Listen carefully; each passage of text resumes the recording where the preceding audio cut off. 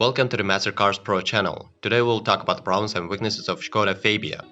Given how many small cars there are on the new and used car market, it takes one of the exceptional competence to really stand out the Skoda Fabia has over its various generations, been instrumental in Skoda's turnaround from the manufacturer of cheap and often radically behaved cars into a modern day front runner with a range of competent and desirable products. This third generation Fabia was our What Car of the Year winner in 2015, when we had no hesitation in naming it the most rounded small car on sale, and we still rated very highly indeed, especially as a used car. Indeed, it won the award for our used small car of the year 2021. That's because the Fabia is practical, well equipped, and inexpensive to run. It's been available with wide range of engine options too, from two non-turbo 1.0 liter petrols of 59 or 74 bhp to turbocharged 1.0 liter petrol units of 94 and 109 bhp, and a further two turbo petrols of 1.2 liters and either 89 or 109 bhp.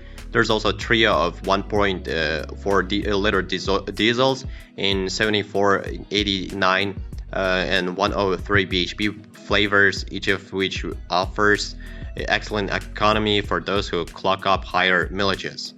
Trims range from S, which is a little too basic for our tastes, through SE, which is our pick, and offers such niceties as alloy wheels, aircon, rear parking sensors, and a 6.5-inch color touchscreen featuring Skoda's SmartLink sat-nav, up to the sportier looking Monte Carlo and increasingly more opulent SEL with its climate control, cruise control, and keyless start. Whichever version you choose, the Fabia is good to drive, surprisingly refined and very comfortable. The basic non-turbo 1.0 liter engine is adequate around town, but would seek out one of the turbocharged petrol models.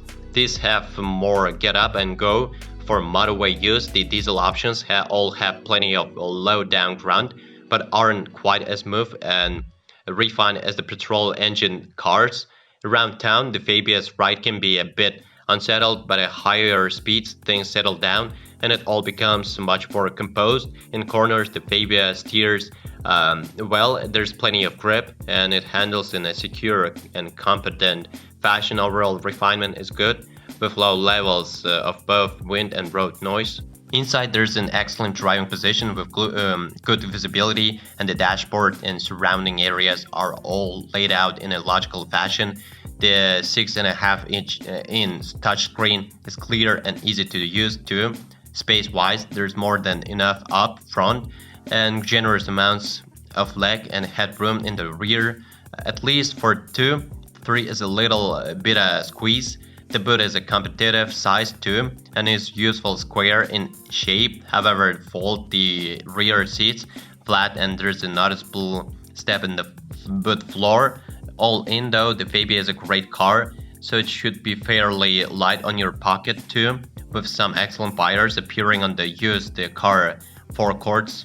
98 bhp, most will be well served by one of the turbocharged 1.0 and 1.2 liter petrols. Those looking at earlier models will end up with the 1.2, which gets a figure of 60.1 mpg in 89 bhp from under the older NEDC test. Later 94 bhp 1.0 liter engines do a little better at 65.7 mpg or 52.3 mpg under the newer and more realistic WLTP tests. All diesels engines and the 89 bhp version of the 1.0 liter petrol sneak under the 100 grams per kilometer threshold for free road tax. The more powerful 109 bhp 1.0 liter emits 105 grams per kilometer, followed by the non-turbo 59 bhp 1.0 liter at 106 grams per kilometer. Even the older and larger 1.2 liter petrol isn't that polluting with figures such as 107 grams per kilometer for the 89 bhp version and 110 grams per kilometer for the 109 bhp model. Servicing costs are moderate for most examples. You can arrange a fixed price servicing plan.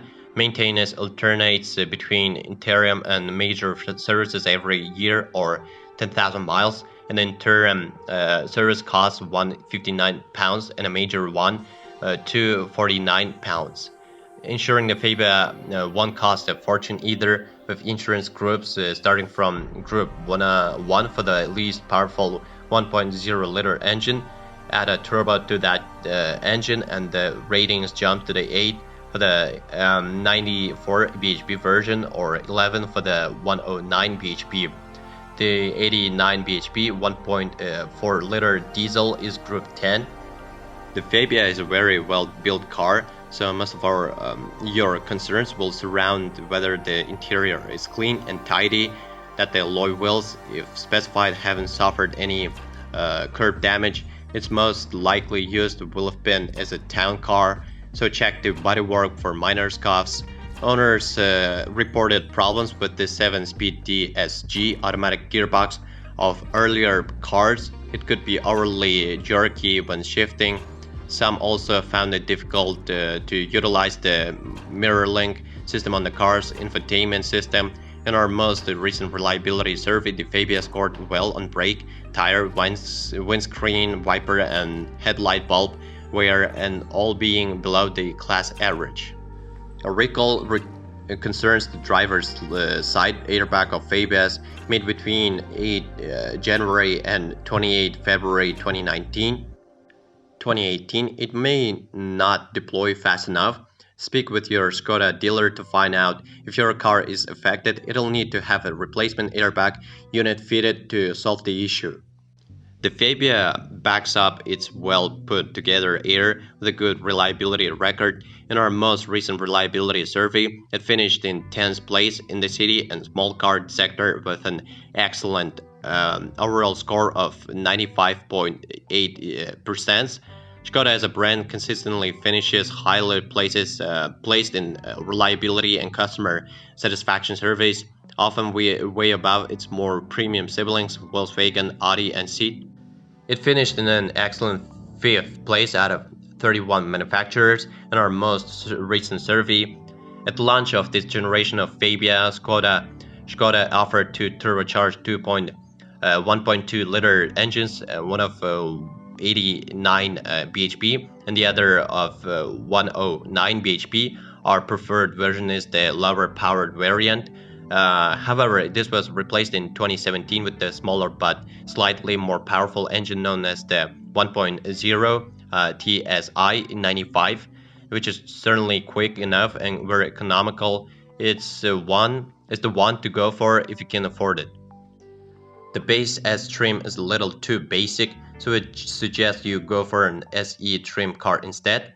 A facelift in 2019 brought one or two minor cosmetic and trim updates, but the 1.0 liter SE continues to be our favorite of these later cars.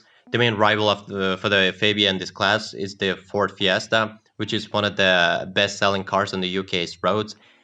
It has always been a cut above its rivals to drive with peppy engines and delightful steering and handling, and it's comfortable too, with a smart, well-equipped interior, and it comes loaded with safety technology. It's pricier than the Fabia, though both new and used, and it's not quite as practical. The other main rivals both hail like the Fabia from the Volkswagen Group, the Seat, Ibiza and the VW Polo. The Ibiza is both great to drive and remarkably spacious. It's efficient too and has no major weakness in any area. The Polo has a deserved reputation for taking all the good qualities of that evergreen car, the VW Golf, and compressing them down into a small car. It's a well-built and entirely logical car with a good range of engines and trims, and despite it having a higher purchase price than the Fabias, there are still some good used cars to look out for. Well, if you are the owner of this car, then please describe the problems that you had to face during the operation of the car. Perhaps it is your feedback that'll help viewers when choosing a car. That's it for today. Thanks everyone for attention. It isn't much work for you to subscribe to the channel. See you soon.